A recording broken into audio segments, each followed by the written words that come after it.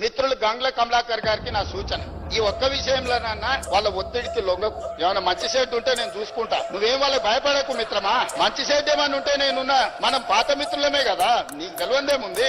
వాళ్ళ ఒత్తిడికి లొంగకు. వాళ్ళకి ఇష్టం లేదు, వాళ్ళ పోకడలు దగ్గరకెళ్ళి నువ్వు చూసినావు. పర్టికులర్ గా కరీంనగర్ లో నీకైనా ఎల్రమ్న గారికైనా పొన్నం ప్రభాకర్ గైనా వాళ్ళ పోకడలు ఎట్లుంటాయో నీకు తెలియదా, నేను చెప్పాలనా. కాబట్టి దయచేసి, నాకు చాలా మంచిగా తెలుసు కాబట్టి ఇక్కడికి వచ్చిన, లేకపోతే ఎట్లా వస్తాను నేను.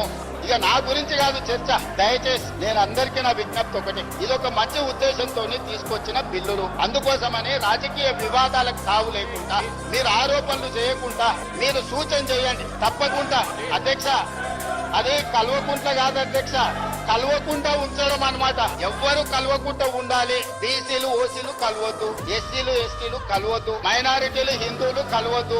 అది కలవకుండా చూసే కుటుంబం అధ్యక్ష, అది కలవకుండా కుటుంబం కాదు. కాబట్టి ఇప్పటికైనా ఈ బిల్లును చర్చ లేకుండా మన సభంతా ఏకగ్రీవంగా ఆమోదించి చేస్తే కేంద్ర ప్రభుత్వం మీద ఒత్తిడి తీసుకురావడానికి ఉంటది.